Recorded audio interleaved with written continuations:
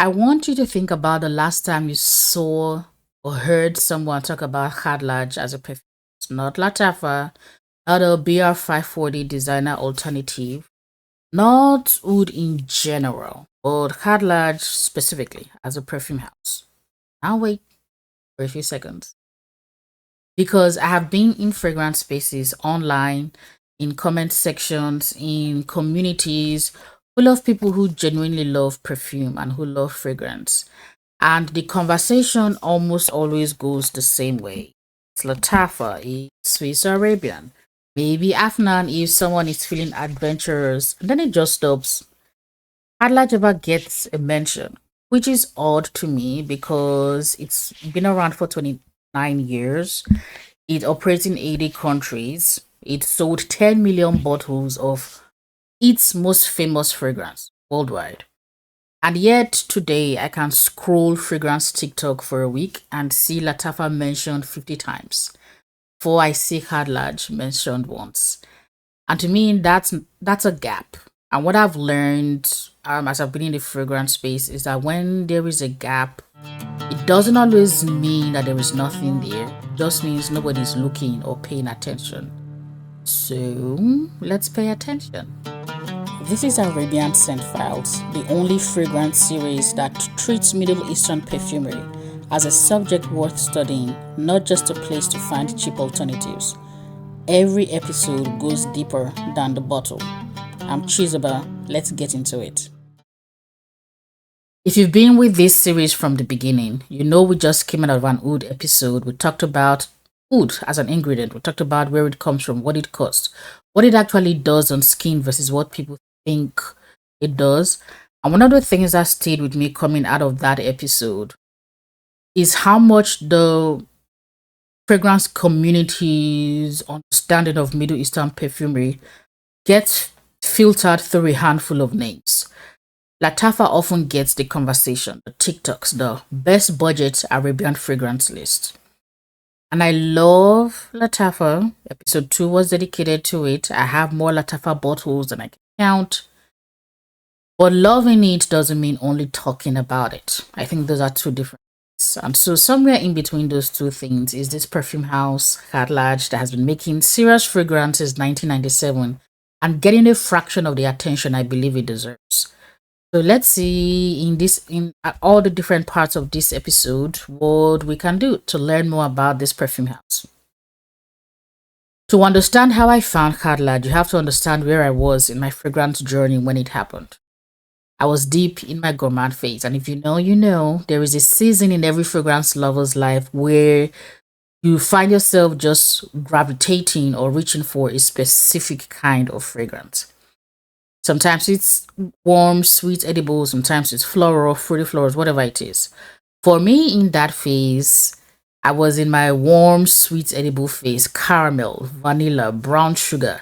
Kind of fragrance that smells like something you'd want to eat, but somehow works on skin. I was full in that season and had no plans to leave. I was moving through the category. I had Latafa Eclair, my collection in active rotation at the time. It's a really sweet gourmand. I had Zemaya's Tiramisu Caramel, Paris Corner Caramel Cascade. More than certain there is one I'm forgetting. But I was finding bottles I liked that really had similar scent profiles. There were a couple I tried that didn't really work on my skin, but I understood what they did and they still generally fit in. And while trying them, I'd made my peace with something. Every single one of them had an opening that made me wince. A sharp, burnt sugar note that just irritated the nose or would make me sneeze. And it wasn't unique to any one house. It was just in that category, whatever I picked up had the same opening, almost chemically. And then give it a few seconds, it softens and becomes what you bought it for. Because it happened across different houses, accepted it as the price of admission to these edible gourmand, especially specifically caramel vanillas. Just spray it, brace for the opening, wait it out, and then you get a good part. That was just the deal. So there I was, it's winter, I'm working from home. It was one of those days when there were no meetings. So busy day with tons of work, but just no meetings that day.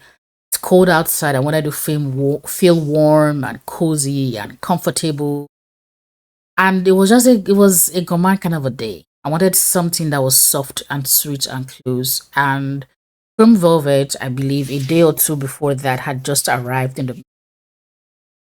I bought it, but if I'm honest, I can't even remember why.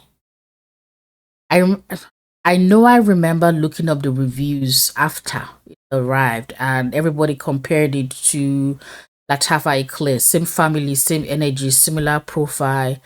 And I knew Eclair, I liked it, but I can't remember why I bought Cream Velvet, especially because I had other bottles from different houses that were in the same scent profile. But it was another gourmand in the same lane. I'm going to have options, so I picked it up that morning and I gave it a spray. And as usual, I waited for the opening that did not. There was no sharp edge. There was no synthetic heat. There was no burnt sugar moment I had to outlast. It was just buttery caramel vanilla warmth just settled onto my skin immediately. And I remember standing there waiting, and it still didn't come because I was already prepared for something that hadn't happened. And for me, it was a big deal. In the particular category that is caramel vanilla gourmands, it was a big deal for me because everything had picked up at that point, had that opening. No exceptions until Cream Velvet came along. So a gourmand that opens without that moment was genuinely rare for me. Cream Velvet, if you compare it to La Tava's Eclairs in the same family, same scent profile. Actually, if somebody sprayed them on something and you missed the opening and they gave it to you, you could tell how similar they are. However, I got a chance to wear them side by side just to see if Cream Velvet maybe was messing with me. The opening goes somewhere. It didn't, just didn't have it. But there is a softness that Cream Velvet has that the clay doesn't have. There is a smoother quality it has. It's butterier. Is that a word? Butterier. It's a quality that if you have the both of them, they are similar enough that if you love one, you love the other, but distinct enough that if you love one, try the other just to see what it's giving. I didn't necessarily think about Khadlaj as a house that morning. I just thought about the bottle. But I know something registered in the back of my mind. Like, I wonder what perfumes from this particular perfume house will do. Would they be different? They be the same? Is Cream Velvet the outlier? I just, I kept it in the back of my mind, and then I started exploring Khadlaj perfumes on purpose. And I did not yet know how consistent it would turn out to be for Khadlaj to always surprise me. That's something as I've learned as I've tried some of their perfumes. Maybe not as wide and as varied as Latafa, but enough to discover that they keep not being what I expected. For example, we talked about Cream Velvet. I waited for a harsh opening, I got buttery warmth. There was Khadlaj Empire Victor. The notes say lemon and caramel. Reviews are like there is no projection whatsoever, no longevity. So to be honest, I wasn't expecting much. I wore it out in public. I believe I was going to the pharmacy, or I went to the pharmacy that day. And the cashier across from me is talking, and for the first time, it's like, "You smell so good. What perfume are you wearing?" And honestly, that was one out of two times that has ever happened to me, where someone's talking to say, "Oh, you smell really good. What is that?" Empire Victor did that. I remember I wasn't expecting much in terms of projection.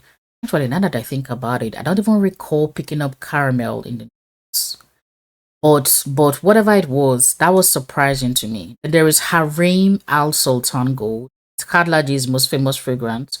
We'll talk about it some more in part two, but that's the fragrance they've sold 10 million bottles of, or more than 10 million bottles worldwide. Harim Al Sultan Gold is a name, is a fragrance that carries oud, its DNA.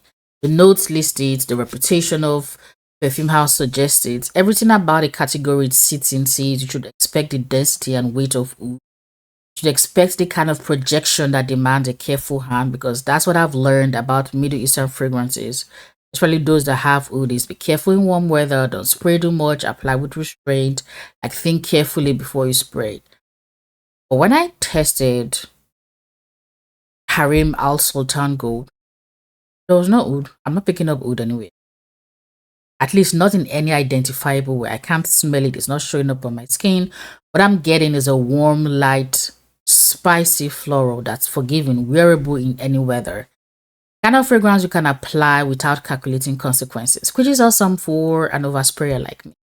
And it smells really quietly good.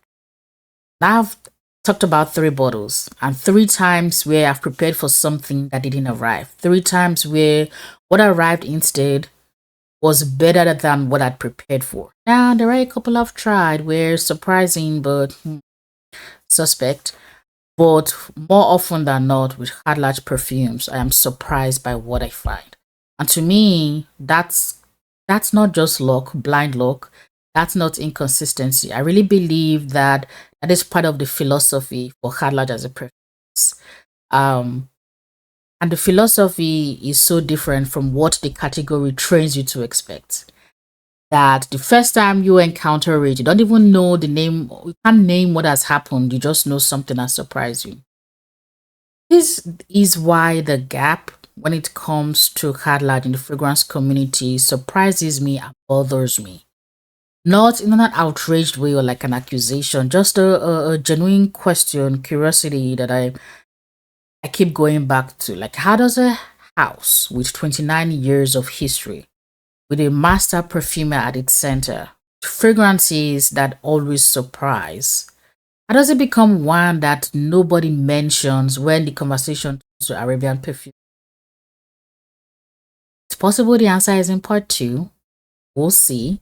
In part 2, we'll look at the history of Khadlaj, who built it, what they built it on, and the unexpected story behind their most famous fragrance. The story that helped the fragrance rather that helped make them famous. I'm hoping that when we explore that story, it helps to explain the gap.